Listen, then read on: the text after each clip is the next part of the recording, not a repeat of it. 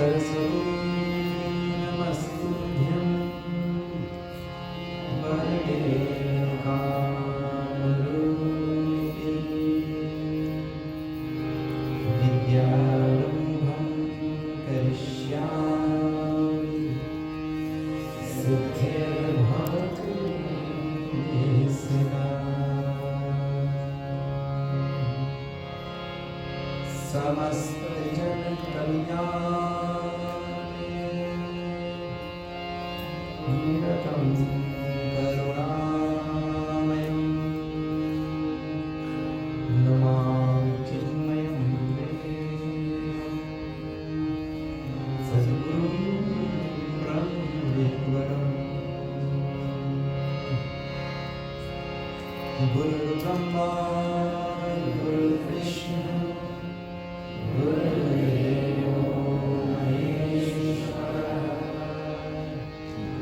Guru Sakshat Param Brahma Tasmai Shri Gurave Namaha Tasmai Shri Gurave Namaha Hari Om.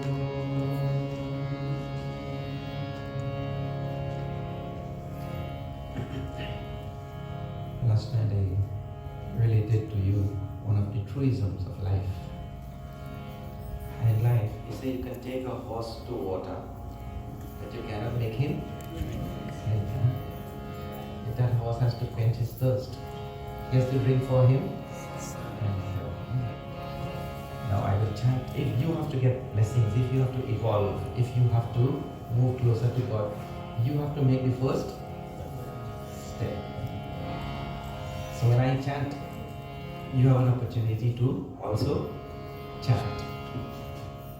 When I chant, I'll get blessings. When you chant, you will get chant.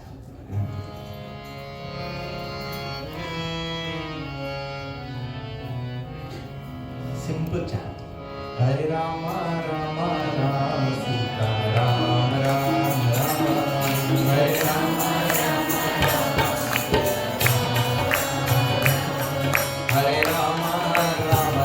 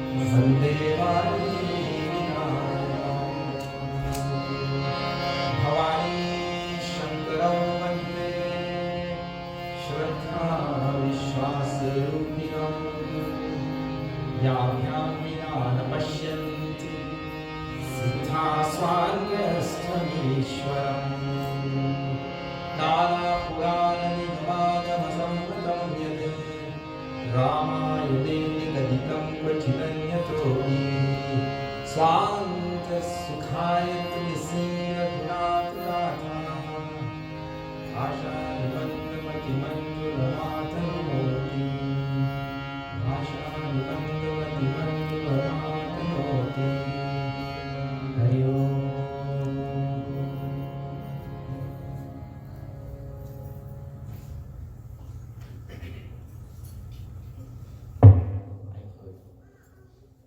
Somebody asking one day, what type of scriptures you people have? In Kishkinnagan, one Kahaka Bhushundi is speaking to Garud. And Kahaka Bhushundi is a bird and Garud is a bird. So one bird is talking to another bird. So what type of scriptures is this? Bird talk. Bird talk. Well, there are a number of things to be said about that. But the important thing is, do please pay attention to the message and not to the vessel in which the message comes. What is important is the message, isn't it? When you get a present and somebody buys you a present for your birthday or for Diwali or something, you don't fall in love with the box and the wrapper and the bow and all of that. In fact, you tear them and throw them out fast, isn't it? To see what is inside. So what is inside scriptures, what is important? Don't look at the characters who are talking. What they are talking is what is important. Last night I told you, the scripture says, Yukti Yuktam Vacho Grahyam. If that thing is logical and rational, you take it. Yukti Hinam Vachas? Yes, John. And the scripture is so nice that even if a child says it, or a parent says it, if that thing is rational and logical and correct, then we have to accept. Chukadapi, Paradapi. So now, in scriptures here, there are wonderful things to learn, and really, it doesn't matter if it is being spoken by Guru or it is being spoken by Bhagavan Ram. In fact, there are many, many wonderful symbolic things there also important. I cannot go into that all long, such beautiful details there about all of that. But I'll tell you one thing, one more thing, truism about this universe. You don't ever use the word impossible in your life if you understand what is God. If you understand what is Bhagavan, you will never ever use the word impossible. Ram Krishna Paramahamsa had a disciple, a devotee. It's a true story you'll see in his gospel. One day the disciple was telling Ram Krishna Paramahamsa, he said, see, even God gets his hands tied sometimes, and there are certain things which he cannot do. For example, he was telling, he showed, there was a hibiscus plant there in the yard of Dakshineshwar. And he said, look, God has made this hibiscus plant to give red flowers. So now his hands are tied also. Now the plant cannot give white flowers. Ramakrishna Paramahamsa told, don't ever say that. That God's hands are tied and he cannot make this tree give white flowers. You know, in 2 or 3 days, on the same tree, on the same branch of the same tree, a red flower came out and a white flower came out. He called the disciple, come see. The Lord can make anything possible. And this is all by his power of Maya. Agati Gatana Patiyasi Maya, he said. By his power of Maya, he can make the impossible possible. So there really is nothing which is impossible.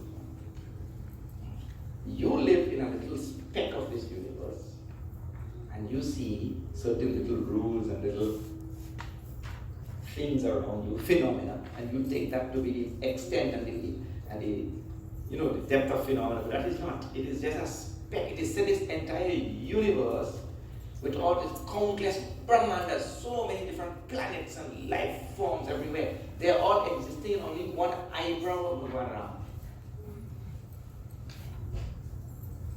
So what we see and what we experience is an insignificant part of this entire universe or infinite universe.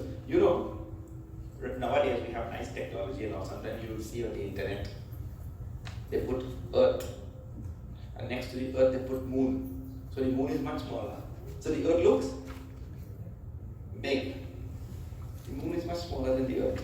But next to the Earth now they put the Sun on this side. Now the Earth becomes small.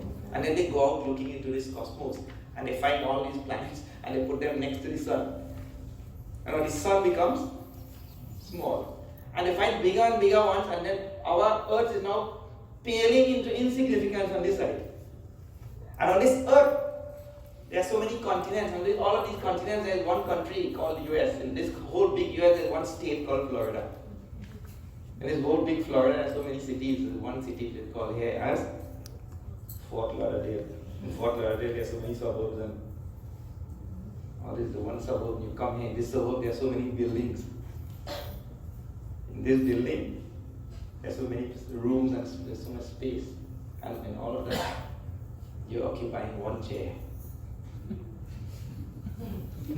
You're my size, half a chair.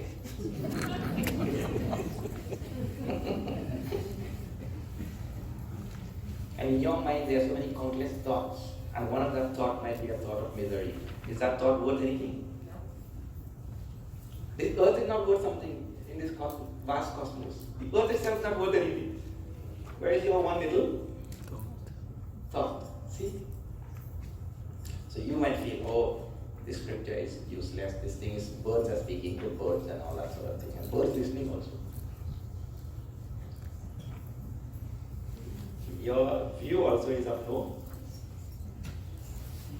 no consequence. You see? So the best thing, we read the scripture, and whatever valuable things that are there, we take it out and we make our life better. And this is because our young people, they face all of these questions. What kind of scriptures do people have? Bird talking to bird. Second thing, please pay attention to this. You can take the scripture and you can take all the gems and the valuable things in there, and you can make your life better. You cannot make anybody's life better. One of the peculiar things about human beings is we always want to change the other person. Correct or not? We always want. See, you only have access to one heart in this universe. You only have access to one heart in this universe, and that is the only heart you can change. You cannot change your spouse also. Ask all these married people, they tell you. You can't change an iota of your spouse. People tell me, see, I know because I'm living with another family, and then the Garden Parvati. From here, I'm going out with another family. I'm going from house to house. And I always hear, Swamiji, since I married this man, he is the same, and he has not changed even a bit. You can't even change your spouse. But people always want to. One fellow put a $5 bill in a Coke machine. Put a $5 bill inside the Coke machine and press Coke, and the Coke came out. And he would put his hand there and he was waiting for his change. But no change came out. Then he hit that machine one kick. And where is my change? And a card came out. And that card it was written, change comes from within. You can only change yourself from within. So we take whatever is written in the scriptures there and we bring about transformation in our own self. Don't ever hope to change anybody or anything in this world. It will not happen. If you have something to offer to the world, you offer. And then put full stop after that. Right? You have something to offer? Yes, offer. And and then put a full stop. You should not go on demanding that this should be like this and that should be like that and the other thing should be like that. No, it will not happen. The world works by its own laws and logic and reasoning and everything, and you have nothing to do. When you came into this world, there were good people and there were evil people or not? When you leave, it will be any different? No, it will be same. So, the scripture have most wonderful things there. Bhagavan is talking to Hanumanji. Hanumanji is a monkey. He's talking to all of these monkeys. And monkeys are talking back to Bhagavan. Bird is talking to, don't worry about all of these things. Huh? You take whatever gems are there and transform your. That is all. Now, this Ramayana has become very, very popular, very famous in Trinidad, in Guyana, Suriname, in this part of the world. Ramayana is all scripture, you know. And don't think also now that Ramayana is a mere story. One can achieve multiple feats or multiple objectives with one stroke. In human life, we say we kill two birds with. But human being might be able to kill two. With one stone, in one stroke, Bhagavan can achieve multiple objectives. That is different. That's why he is Bhagavan. We might manage to achieve two things. So, in this Ramayana, I tell you, he has achieved multiple things simultaneously. Now, first of all, by coming, he has achieved an historical incident which human beings have to go back to. So it's something which is historical, transpired sometime in the past. So he laid down an historical event so that our mind can attach to that historical event which took place. In fact, today, a very, very significant decision came down from the Indian Supreme Court. You must have seen that. For decades and not decades, hundreds of years Hindus have been waiting for this. Indian Supreme Court today gave the Ram Janmabhoomi land finally back to Hindus. Where Rama was born, when there was the Mughal invasion, they broke down all the temples and everything and built a mosque. And in 1991, the mosque was demolished. And again, that went to court and so on. Since 1949, it has been in court. Today, finally, Supreme Court has given back that land where Bhagwan Ram was born. So it's a historical, you see. So the court recognized that historical incident. So in the Ramayana and in Bhagwan's advent, a historical incident or historical episode is laid down for our mind to attach. But beside the historical thing, there is also in his coming and in his life and in whatever he has done, there is also the philosophical teaching or the symbolic teaching which has the philosophy enshrined in it. Huh? So Rama's coming and that whole story of Ramayana is not only something historical which we can study and like that revel in, but he is able to achieve through his actions symbolic significance in every action. So today, I want to delve a little bit with you in the Ramayana. So in order to see some of this symbolic significance in Rama's life. Now, don't take it lightly. It's very, very important, and this is very philosophical portion of the Ramayana comes. Now, see, first of all, Rama uses so many monkeys to go and find Sita ji. Let us just take this episode for instance. So don't take it merely as something which transpired historically. That is just part of it. The other part now is the symbolism behind the whole thing. Monkeys in Ramayana represent all our thoughts. Please see how deeply significant this will be. Monkeys represent all our thoughts. Do you know how many monkeys were there in Ram Ravan Yuddha? In that battle, how many monkeys were there? Trillions. Valmiki ji described trillions of monkeys were there. Not millions or billions. How many thoughts you have per day? Oh. How many thoughts you will have in your whole lifetime? Oh, wow. Even when you're sleeping, you're thinking, isn't it? Because dreaming is only thinking. So when we are sleeping also, we are thinking. I think whoever is sleeping next to us, they get some good kick also. So the monkeys in Ramayana represent all thoughts. Now, how many thoughts are going on in your mind? Countless thoughts all day. Now, see Vedanta. All monkeys are in search of who? Sitaji. Right? This is a very, very important thing. All monkeys are in search of Sitaji. All your thoughts, all day, are geared towards only one thing. The scripture says, Sukha Prapti, Dukkha Nivritti. Sukha Prapti means all our effort, our thoughts, all our deliberation, whatever we are doing, that is only geared towards the acquisition of happiness. Or it is geared towards the eschewing of sorrow, means the relinquishing of sorrow. These are two sides of the same coin. Either I am running towards happiness or I am running away from sorrow. You tell me anything which you are doing which doesn't fit this rule. You came here tonight expecting some happiness. If you get sorrow, you will run away. Something you somehow perceive or thought that somehow coming here will give you something better in life. And that will make your life happy. All human deliberation is geared towards sukha prapti, the acquisition of happiness. Why do we go to school? To get knowledge.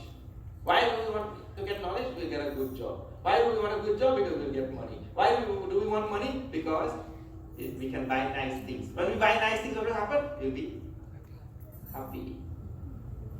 So going to school is also tied to happiness. Even though I may bear the sorrow now, we still perceive some happiness down the road. Human beings and every creature follows this law. I was telling this in Texas at one place, and one man said, no, we don't want happiness the most. We want to stay alive the most. The survival instinct, that is what we want the most. I said, no, we want happiness most. He said, no, we want to survive most. I said, then how do you explain people who commit suicide? That person has some misery in his life, and he goes to commit suicide. If that time you can remove the misery and give him happiness, he'll commit suicide? No.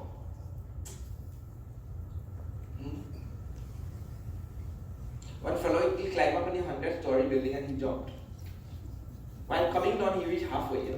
He realized he made a mistake.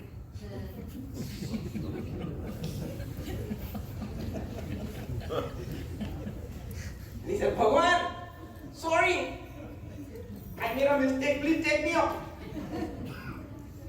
Bhagwan said, don't worry, your body is going down, you're coming up only. That time, the misery, if you can remove from the person's mind, he will not commit. So the conclusion of that is, if he cannot get happiness in life, he is ready to give up life also. Correct or not? So what is more important? Happiness. You see, scriptures cannot be wrong also. The scriptures say that happiness is more important. If he cannot get that happiness, he'll give up his life, which they do. In India, one fellow, he went to commit suicide on the train line. So he lied down on a train line. So another man saw, he said, hey, what are you doing? He said, I came here to die. And he had a little box there. He said, what is in that box? He said, that's my lunch. You came to die and you brought lunch? He said, yes, these Indian trains are always late, you know.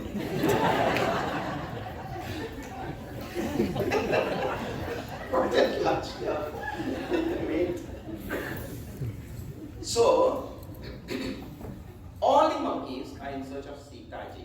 In the Atma Bodh of Bhagwan Shankaracharya, he says, Atma Ramo Shanti Sita. He describes Rama as the Atma, the self, the absolute reality, indwelling self. And that self has a bliss, peace and a bliss about itself. That peace of bliss is Sita. The Shanti of the Atma, that is Sita. And all of us have lost our Shanti right now. Correct or not?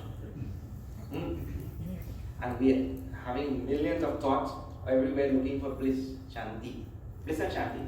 In Bhagavad Gita, Bhagavan equates these two. Please pay attention to these words. Ashantasya kuta sukham, he says. For the one who does not have peace in his heart, where is there bliss for that person? A person who doesn't have peace in his heart, there is no bliss, no happiness. So all of us have lost our happiness. Like Rama has lost his Sita. And now he sends all of these monkeys looking for Sita. And all of us have lost our peace, our bliss, our happiness, our joy. And we are looking everywhere for joy. So we are sending our thoughts in million directions, looking for joy. Some people think, when I get money, I will be happy. Have you seen? When I get this, I will be happy. When I get, one person was saying, when I was in preschool, I was dying to go to primary school. When I was in primary school, I was dying to go to secondary school. When I was in high school. When I was in high school, I was dying to go to university. When I went to university, I was dying to graduate. When I graduated, I was dying to get a job. When I got a job, I was dying to get married. When I got married, I was dying to have children. When I got children, I was dying for these children to grow up and get out of this house. When the children got married and got out from the house, I was dying to retire. When I retired, I realized I had been dying my whole life and I forgot to live. Die. Because, the human being postpones his happiness. He thinks, when I go to primary school, I'll be happy. When I go to high school, I'll be happy. When I go to university, I'll be happy. When I graduate, I'll be happy. When I get married, I'll be happy. And then he realizes none of that works. He postpones his happiness to the next stage. He's always looking for that, you see? He thinks that the happiness is there. And the same thing which will give happiness to one person will give misery to the other person, isn't it? See, the person who smokes, he gets happiness from it or not? But if I am sitting next to him also, I get misery. From the same smoke, or the second-hand smoke. So that gives happiness to him and misery to? That shows what? The happiness is not outside in the thing. The happiness is, if the object had happiness, every single person should have been happy with that cigarette.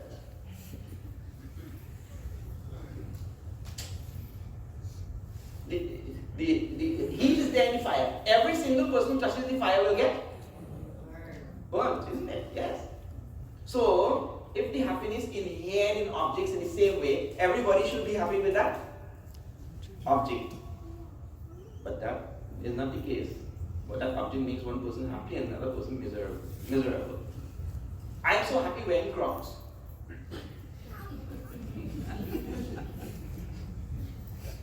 Another person you tell, wear that Crocs. Ugly things, why do you wear that? It gives misery to him.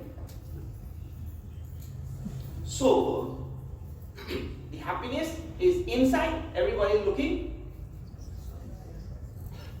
outside. Now, you are not going to find it. If you are looking outside, you are not going to find it. And therefore, when I send my thought here, I don't find it. Then I send my thought there. Then I send my thought, and then therefore I have million thoughts. I'm sending everywhere, calculating and planning and figuring out how I will get this happiness and how it will come. So all these countless monkeys represent our countless thoughts. All of them in search of what thing? Only one thing. Happiness. That is Sita. Now I want to tell you a wonderful thing. Bhagavan Rama lost Sita ji in Kishkinda, in a place called Panchavati. Aranyakan, in a place called Panchavati.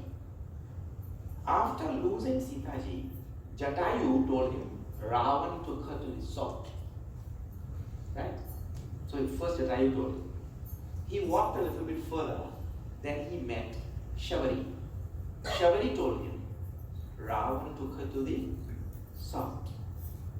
He walked further again. He met Sugriv. And all these monkeys, they were Marisha Bhuppara. They told, we saw Ravana taking her to the south and she threw down these jewels and all.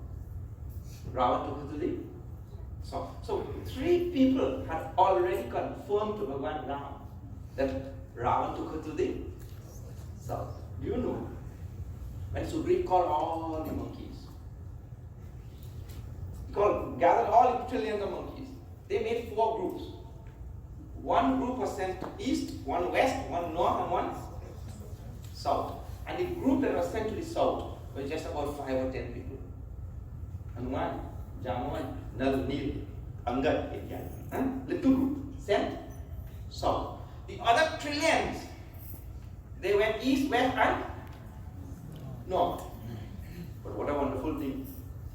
Already you were told by 3 people, Ravana took her to the south. But you send the majority of monkeys to the other places rather than?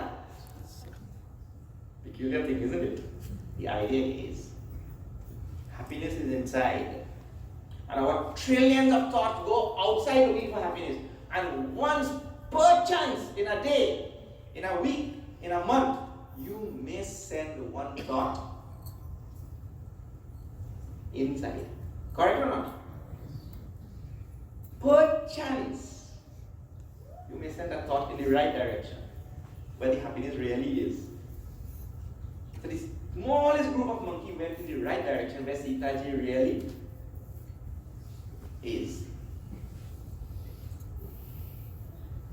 When you read the Ramayana, you realize what a tremendous symbolism that Bhagavan is able to put inside all of that, All our thoughts are extroverted, going in the direction where happiness is not there. And when happiness really is there, per chance in the day, we may send that thought, one thought inside, by chance. This is the symbolism of sending all the monkeys in the wrong direction. Now, in the southern direction, a small group was sent there, and among that group, there was this shining star, which Panditji so nicely gives Nara for in the beginning. Bole Pavana Putra Hanuman ki? That group was Hanumanji. And that Hanumanji and his group now comes to the southern shores of India. And they're told by Sampati that Sitaji is in Lanka. And they have a discussion. Who will go? Finally it was decided. There's a whole nice katha also by itself there. Even the decision who will go is a nice katha in the end of Kishkindaka. But finally it was determined that only Hanumanji is the one to go to Lanka. He climbs up on this mountain and he presses down and boards towards Lanka. And while he is going now, he's in search of Sitaji, and he's going. On his journey, several obstacles come. Now I want you to pay attention to this thing. The one who really has found out that his happiness is inside and decides to make that journey, that person will now face great obstacles in life, because the spiritual path is not an easy path. Let me tell you something. If you are doing anything worldly, you will have good concentration. But the moment you start doing anything spiritual, you take a japa, mala, and you sit down and you start chanting Ram from inside. And last time I was explaining to you the synchronicity which must be there and all that, right? You start doing that. While doing anything worldly, you will have good concentration. But now in the spiritual path, when concentration is really required, the mind goes in all direction. You see, you're chanting, then you realize you've gone to Australia, and then you come back, oh, I was chanting. Yes. So Hanumanji has now found out the correct location of Sitaji. This is the first thing. Sampati says, I can see, I have vulture eyes. He's telling, I can see her from here. You cannot see. I can see, Sampati tells. Sampati represents the Guru. He gives the direction. I can see her. So Hanumanji has now found out where she is. Now the only thing is to make the journey. So in the same way, all of us have to come to know that the happiness we are looking for is not outside, it is inside. And I have to make the journey. And in that journey, the obstacles will come. And we have to be able to respond to, deal with these obstacles. Respond appropriately to the obstacles which come in our spiritual path. So this is where I want to start with you today, in this Ramayana. Hanumanji boards out towards Lanka, and as he's going, remember his goal, and there's so many wonderful things there. Hanumanji has already gotten darshan of Rama,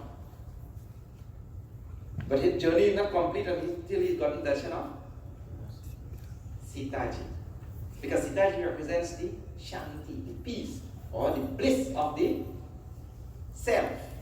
So until we have gotten the bliss of the self, our journey is not complete.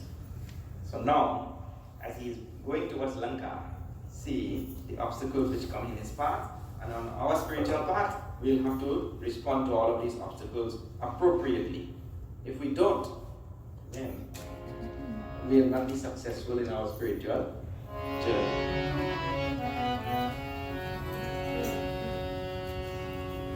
When I chant Chaupais in between, I leave time for you to also chant Shri Ram, Jai Ram, Jai Jai Ram. Shri Ram, Jai Ram, Jai Jai Ram.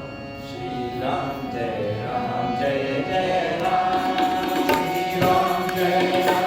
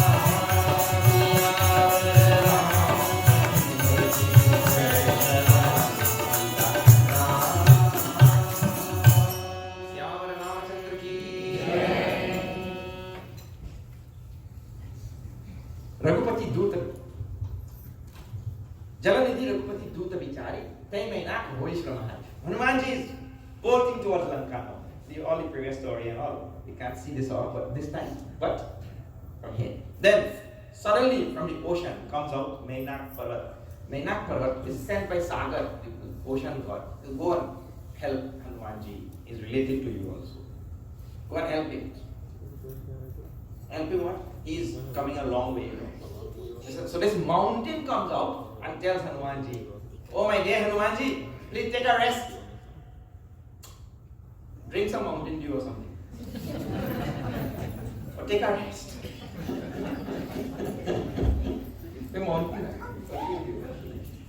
But take a rest, and then you will continue. You have a long way to go, and you're coming from a long way. And on our spiritual journey towards discovering our own self, the spiritual journey to discover our own self has this first obstacle, you know. What is that? That thing is called temptation. Tempting. Now Mainak Parvat tempting it, isn't it? Take a rest, you take a 5. Mainak Parvat represents temptation. Mainak Parvat also represents laziness. It's called Alasya in Bhagavad Gita. Alasya. So we all say, okay, I will start japa tomorrow, you know. When tomorrow comes, I shall take it next week.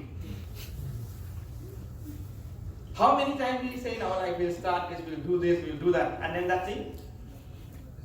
Or we take New Year in this country, New Year resolutions. New Year resolution. What? I'll stop eating cheesecake. Or whatever, I don't know. Then, 2nd of January, your long time friend comes from West Virginia. And then he or she reminds you how we used to go to Cheesecake Factory. Then what happened to your resolution? 1st January you took resolution, 2nd January? Yeah. It is said, opportunity knocks once, but temptation leans up on the doorbell. Doesn't go. So Hanumanji being tempted by Menak Parat, take a rest. And easily human beings give themselves over to laziness. And in Trinidad, somebody sung some song here. Them man and them so lazy, they always rock it and hammer. I'm sure many of you would have heard this. But that's the only line I know. That's the only line I remember.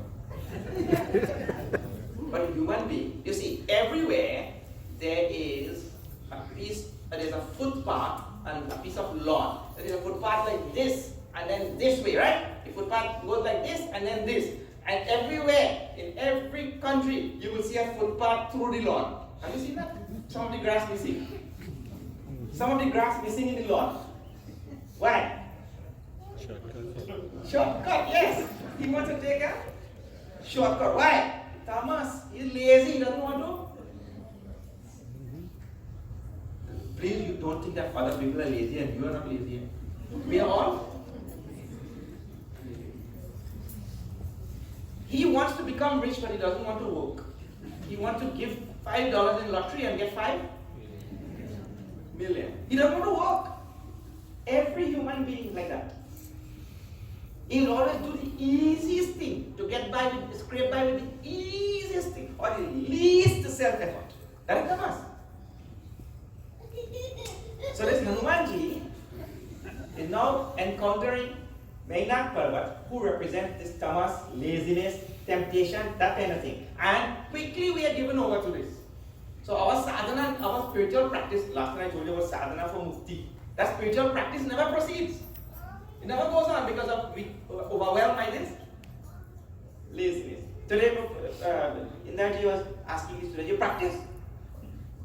See, every student is supposed to practice that or whatever they're playing.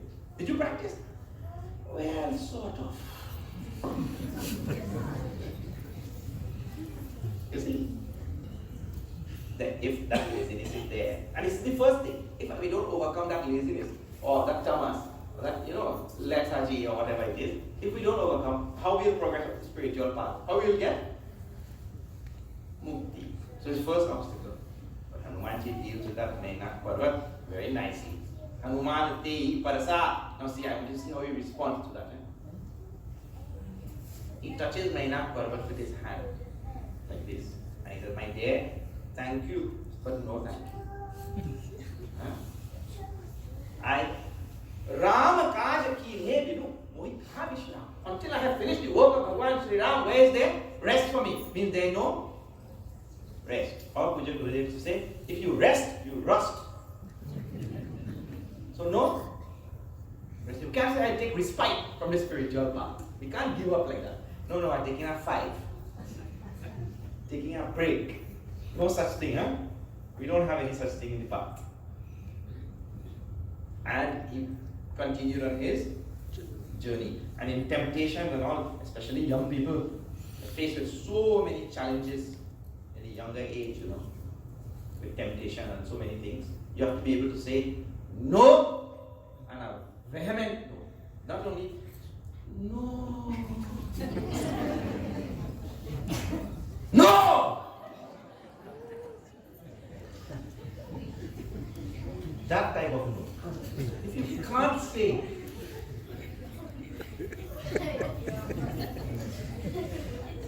then it's called a vehement no.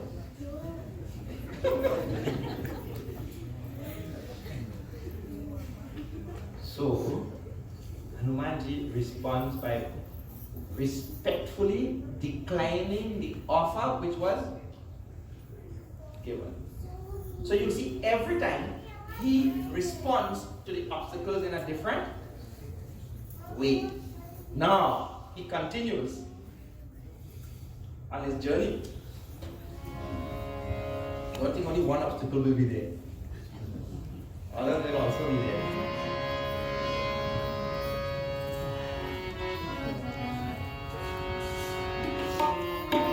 Shri Rama Jai Rama Jai Jai Rama Shri Rama Jai Rama Jai Jai Rama Shri Rama Jai Rama Jai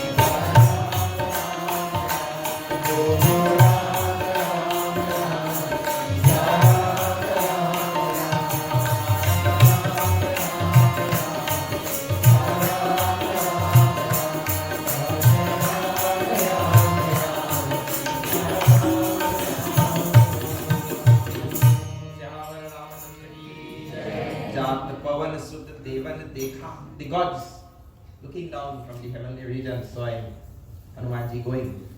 Having overcome the first obstacle, they saw him going, they thought, oh, let us test him a little bit. And you will get tests, trials and tribulations along your path. So then they sent Surasa Nama Hinakre Mata. They sent their Surasa. She was the mother of the serpents, different species of beings in different lokas. She sent them, they sent Surasa. And Surasa came there and she looked at Hanumanji and said, oh, today the gods have given me food. The gods have given me food. Saying to Hanumanji, when he looked around, he was the only edible thing there. So he said, Ma, look here. Aaj Surana Mohi Dina Ahara. Sunat Pavanat Pavan Kumar. He said, Rama Kaja Kai Piri Mai Awo, Sita Kai Sudi, Prabhu Sunao. Bhagwan Rama has given me some work, I want to go there and finish that work. And then I'll come back, then you can eat me.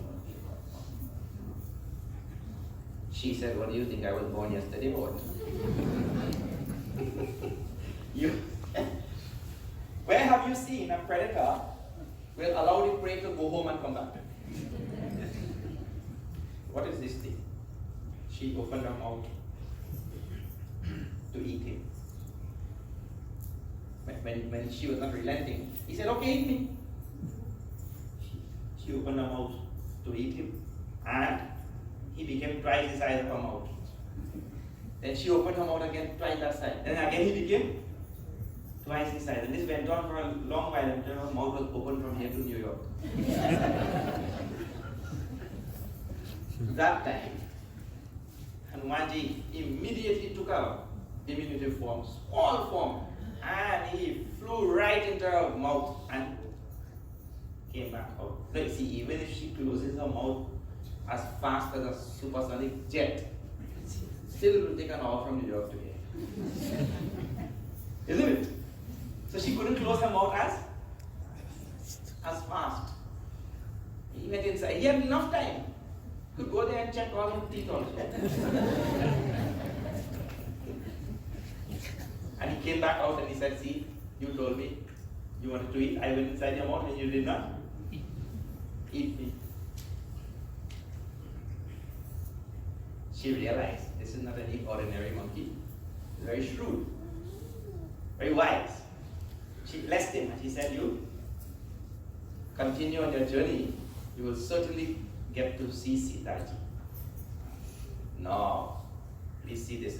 The next obstacle, just after this one, is Simhika. Simhika lives under the ocean and Hanumanji kills the Simhika. Here, he outwits Surata. He doesn't kill Surata. He outwits her. Quickly took a small form and went into a mountain. Came back. Now, this Surasa represents greed. And one of the human being's biggest obstacle in his life is really greed. Greed creeps into every crevice of a human life. We will let greed creep into our spirituality also. Therefore, there's such a big complaint about religion and spirituality where it has become so commercialized and only geared towards money. Have you seen that? And the thing which is driving that is greed. Lobha. In the Bhagavad Gita,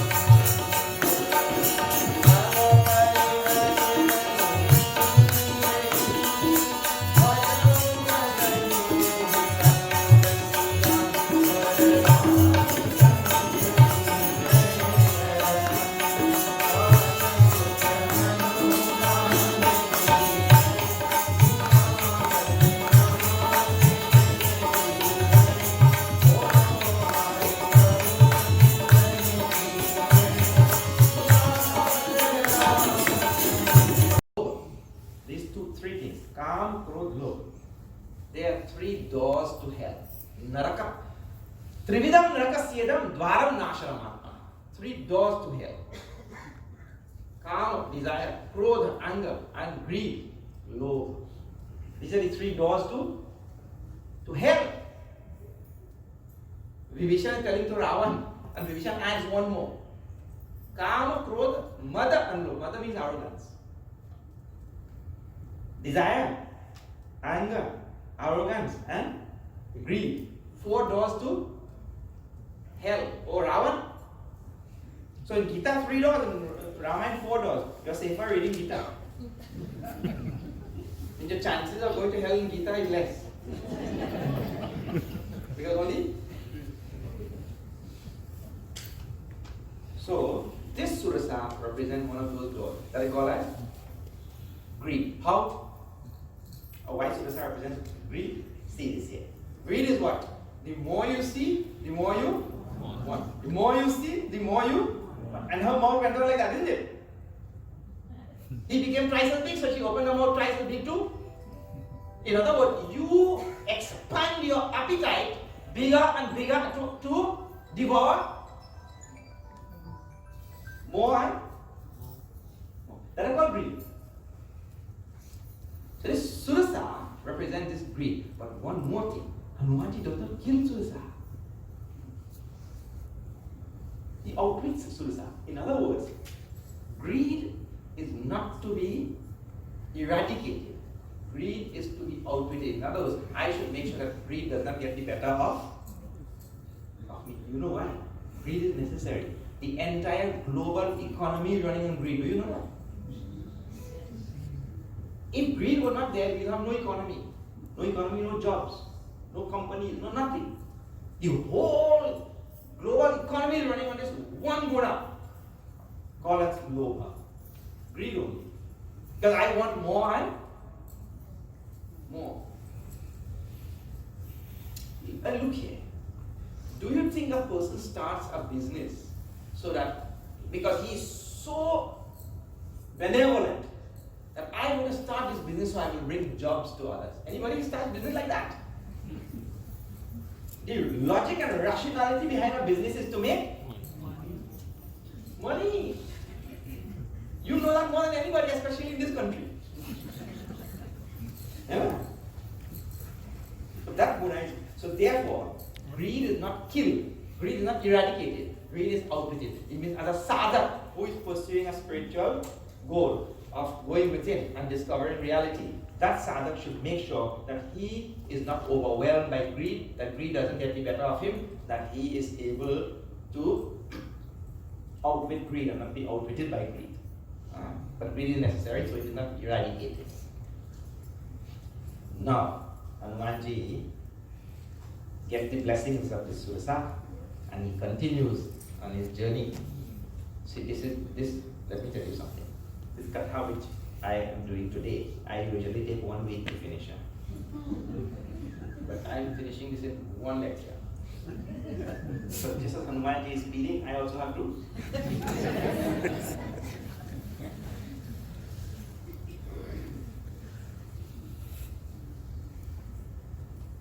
Now, sadhak will encounter greed. Make sure that you don't become overwhelmed by greed. Don't let greed get in the way. He continues on. This third obstacle comes there. Shri Ram Jai Jai Ram. Shri Ram Jai.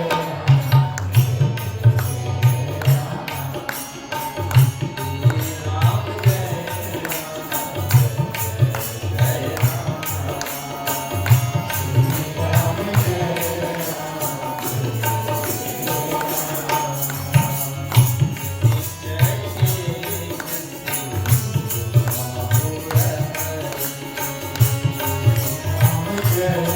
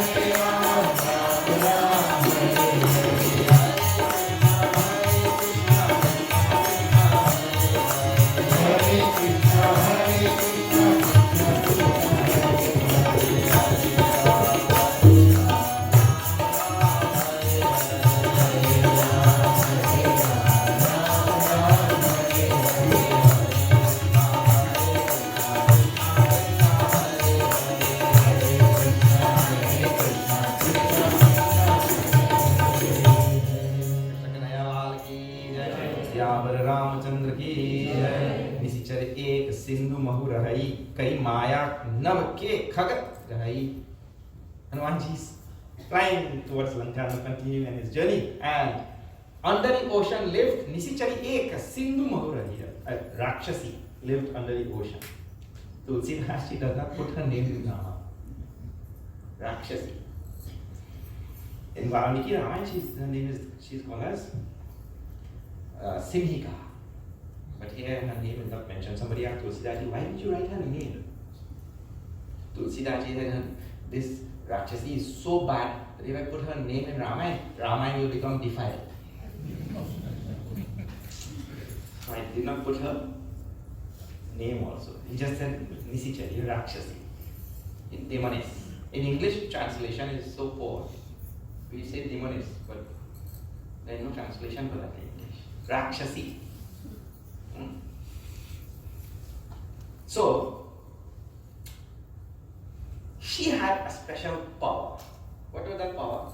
Any object or creature that was flying, or being that was flying, they will cast a shadow on the water.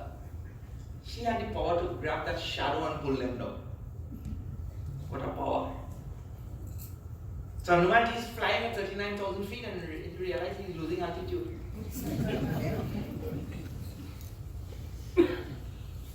He found himself close to the water. And then Tulsidas describes that Tasu Kapat Kapi Turatahichina. Very quickly he realized what was going on. And Tahi Mari Maru Paspadira. And he gave one blow and he killed that Tulsa. And in the same breath, in the same stroke of the pen, and I want you to see how significant. Tulsidashi is a writer, a sage beyond compare. You will not find in human history again a person like her. There is no letter or word or juxtaposition in Ramayana which you should ever ignore. Sometimes he'll take this line, see there are two lines, he'll take this line from here and put it here, and he'll take this line and put it there, without changing the words. But just by doing that, he will really bring to us a deep message which you will only have to sit down and reflect on to do that. He's writing this chopai. Chopai has 4 quarters in it. Every chopai has 4 quarters. In this chopai, in the first quarter, he writes, Tahi Mari Marutusta Pira. He gave one blow and he killed them. And in the second quarter of the same chopai, he writes, he reached Lanka. And the idea is, when we have a durguna, an evil trait, a negative trait in our personality, the moment we remove that evil trait, the moment we remove that thing, that moment we reach our goal. Just by putting the 2 lines, that is the message he is telling. So what is the distance between you and God? What is the distance between the sadhak and Bhagavan? No distance. The moment I remove ignorance from my personality, there's an immediate merging, isn't it? Immediate. So the immediacy of the acquisition of enlightenment is portrayed in the verse. The moment we remove at the Durguna, which in this case is Simika, one blow and he reaches goal.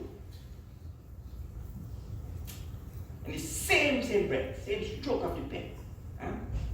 This Simika represents another big Durguna in human being. And see, in this case, he killed them. Greed, which Surasati saved. Simhika represents in our personality that thing called jealousy. Jealousy means anybody who's flying higher than me, aha, you know this crab in the barrel syndrome thing, you know that? When you put crabs in a barrel, you never have to cover the barrel. Because as soon as one crab tries to climb out, the other one will. So jealousy means anybody who's flying higher than me. In Sanskrit called mat sara. Mat means than me. Sara means to go. So anybody who's going beyond me. above me, who is better than me, who is like that, then jealousy comes. Then what happens? See, jealousy is not good for me, and jealousy is not good for that person also, isn't it? Because suppose, in my jealousy, I pull him down. So he loses. When he loses, my ego goes up. So jealousy is good for who now?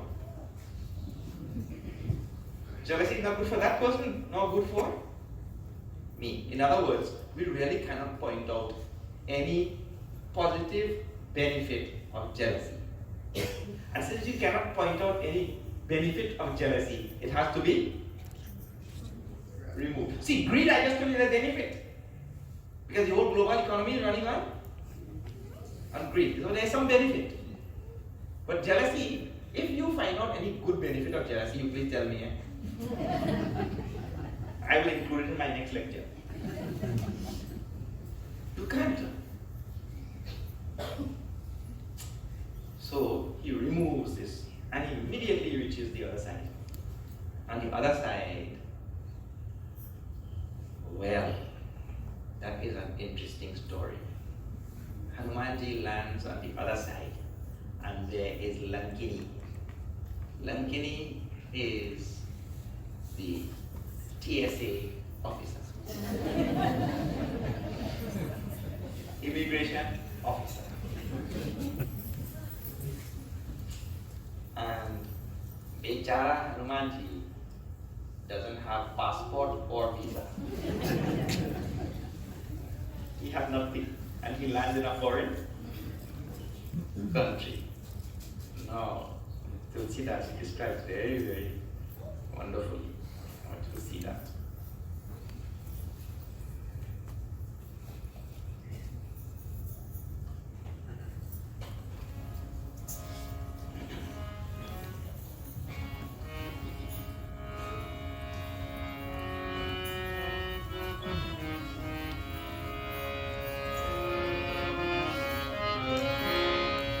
Ram Jai Ram, Jai Jai Ram, Shri Ram Jai Ram, Jai Jai Ram, Shri Ram Jai Ram, Jai Jai Ram, Shri Ram Jai Ram, Jai Jai Ram,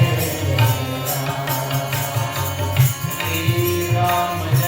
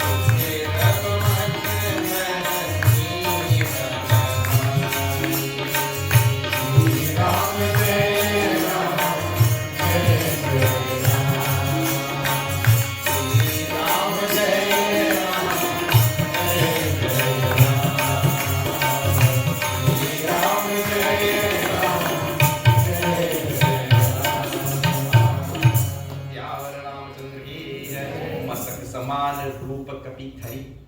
Hanumanji did a survey of the whole situation there, It is 4 o'clock in the morning, Place is dark. Immigration officer is bright awake.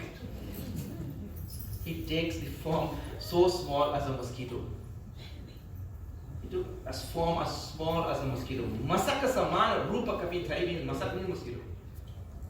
And Lankahi chaliu sumiri narahari. And remembering now, narahari. Narahari means half man, half lion form of Bhagwan, Vishnu. Hanumanji's Ishta Devata is Rama.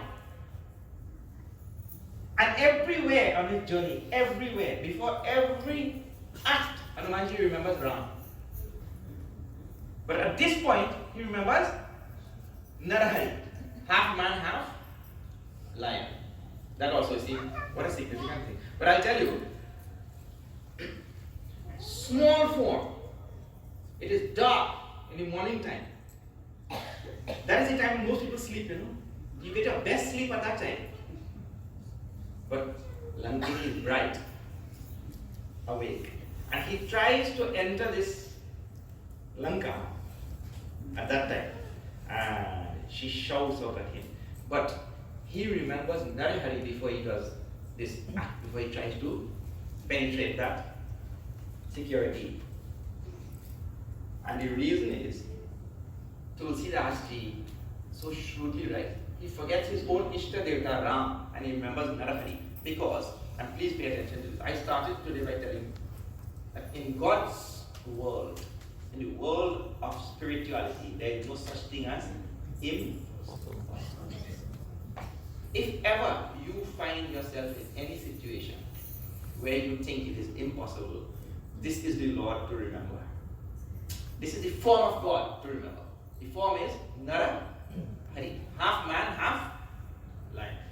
This form is the form that makes the impossible possible. Hiranyakashipu was given a boon. He will not die inside, nor he will die outside. He will not die up, nor he will die down. He will not die in daytime, nor in the night time. He will not die by human being, nor by animal. Like that he was given it. So now it seems impossible to kill Hiranyakashipu. But Bhagwan has, the buck stops with Bhagwan. He has the last say. He has always something up his. Don't ever feel that you can see, really in this world, we cannot even outsmart another person. We can only outsmart ourselves. People try to outwit God also. So all of these Rakshasas, they go and they worship, and they try, you get this boon. So that, see, Bhasmasura, he got boon from Bhagavan Shiva and then he wants to also test the boon on him only. But the Lord always has something up his sleeve. So, it seemed as though Hiranyakashipu could not die. It was impossible to kill him. But Bhagavan has the last say. He caught him in the doorway, neither inside nor outside. At dusk, neither night nor day. He took half man, half lion form. So neither human being nor animal. Like that, he will always make the impossible possible. So Hanumanji, seeing this great fortification of Lanka, he thought it was impossible. Now let me remember that form of my Lord. That form is Hiranyakashipu. That form of Narasimha. And as he remembered, he tries to penetrate this Lanka. Now, of course, Lankini saw it. And she shouts out. Nama Lankini can be so kaha. Chale si Mohinindari means you disrespectful monkey. You're entering Lanka without paying any attention to me. Don't you know I'm here? So first thing she calls him disrespectful. Then next one. Jani nahi maram satu mora.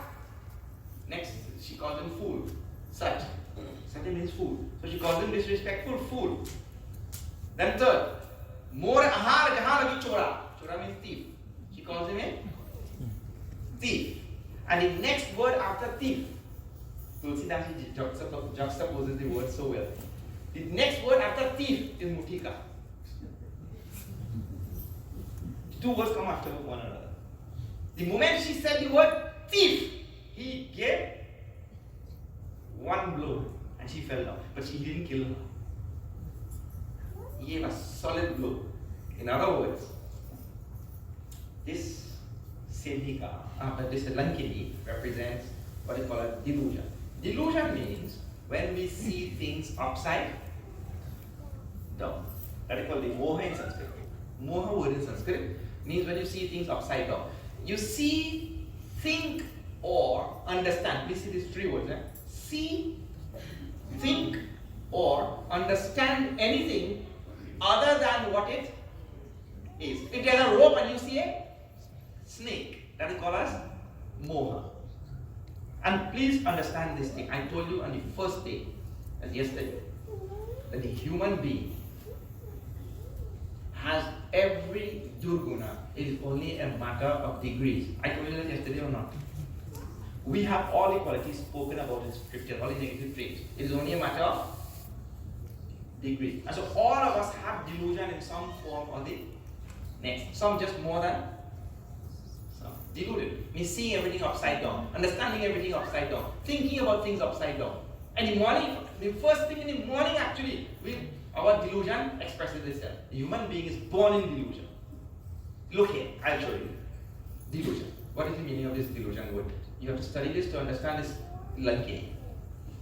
In the morning when you open your eyes, you say, the sun has arisen. Does the sun arise? Does the sun rise?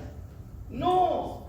That is a delusion. The first sight in the morning is a delusion. The sun doesn't rise. The earth turns like that. And since you are on the earth, you are turning it. Oh, now you see the sun. So you see the sun has, you have arisen. You have arisen, but you say the sun has arisen. So the first thing in the morning is delusion. Then we walk about our whole life saying, today is my birthday. Have you bought a present for me?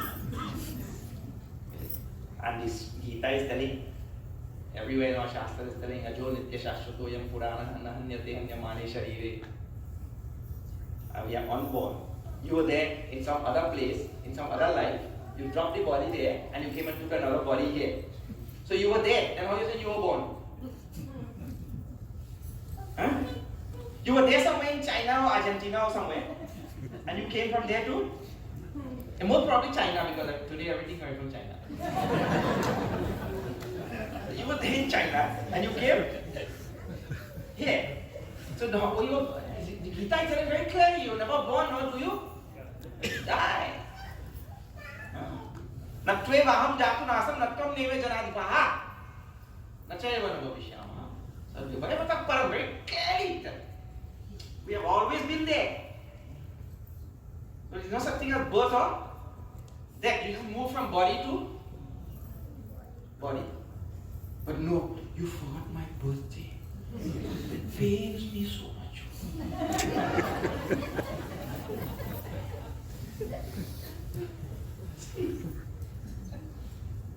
So delusion is you are thinking opposite to what really is the truth.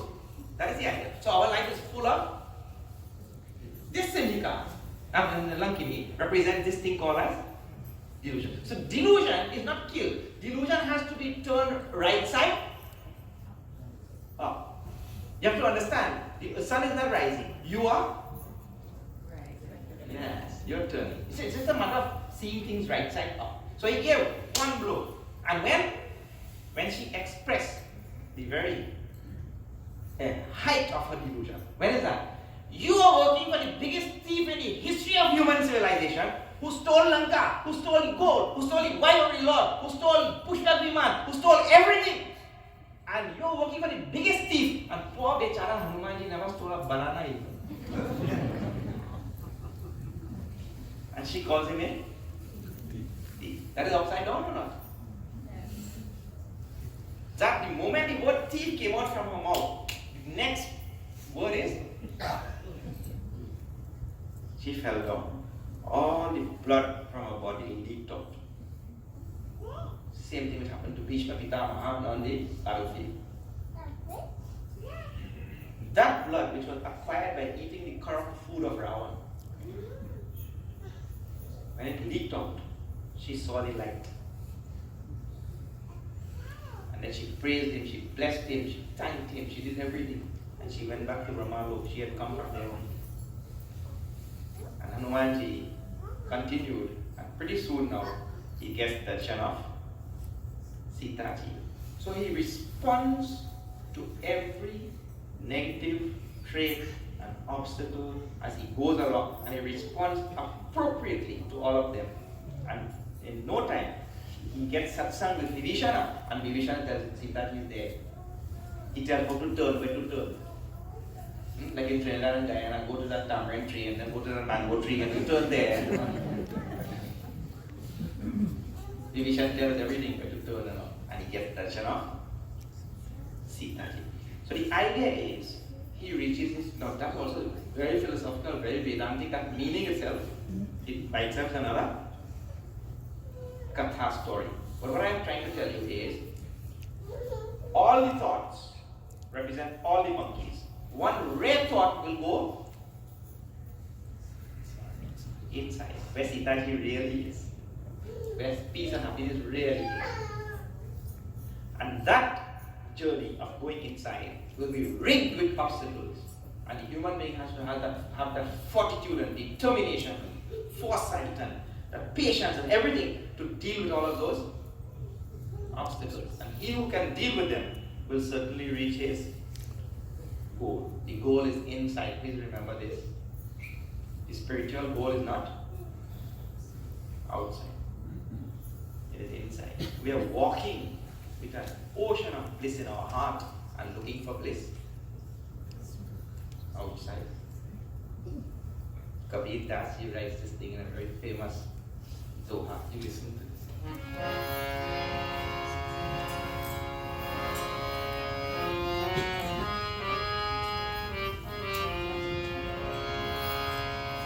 कस्तूरी कुंडल बसे मृगधूम बनमाली ऐसी घटी घटी राम बसे दुनिया देखो नारी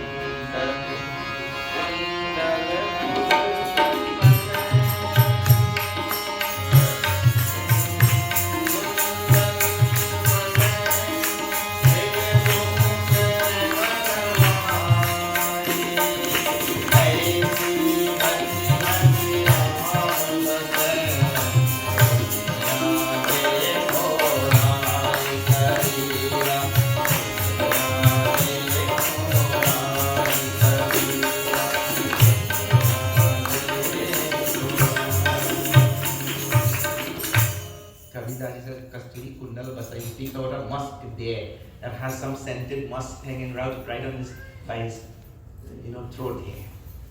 And this there smells that and runs the whole forest looking for that. He said, in the same way, Ram, who is the ocean of bliss, who has Sita as his consort, is dwelling in our heart. But a human being goes looking for bliss everywhere. Do you know? I cannot jump that far in the Rama, I know, but I just tell you. When Hanumanji goes there and he sees Sitaji from a distance, Tulsidaji writes very clearly. He does pranam to Sitaji in his heart. Tulsidaji also tells of this whole very symbolic thing. He does pranam to Sitaji, she's there, but he does pranam to her in his heart. Because Hanumanji is playing the role of a sadhak also, who really discovers the peace in his own.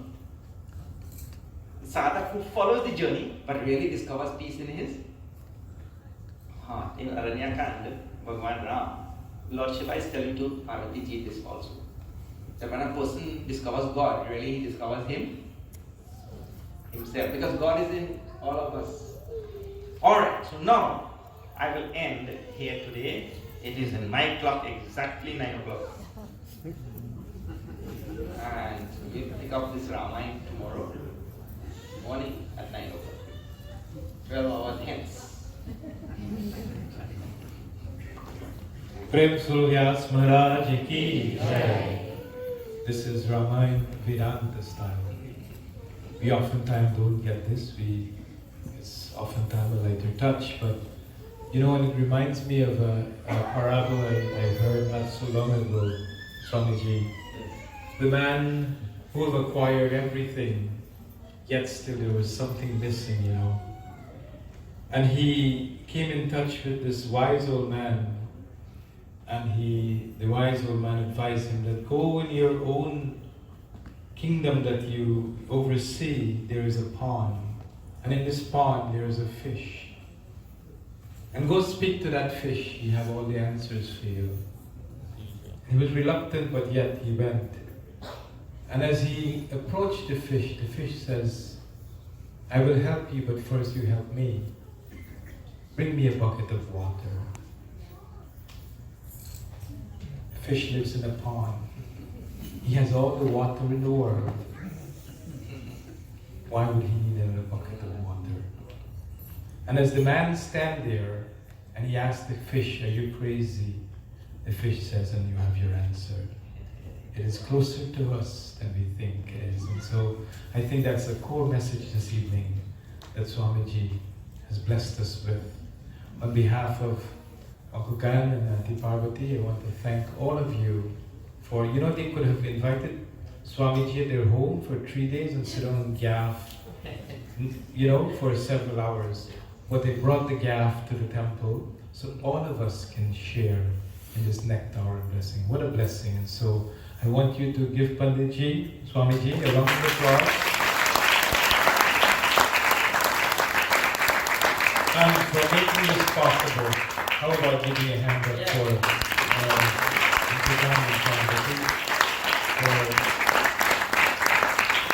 bringing this blessing in all our lives. Thank you very much.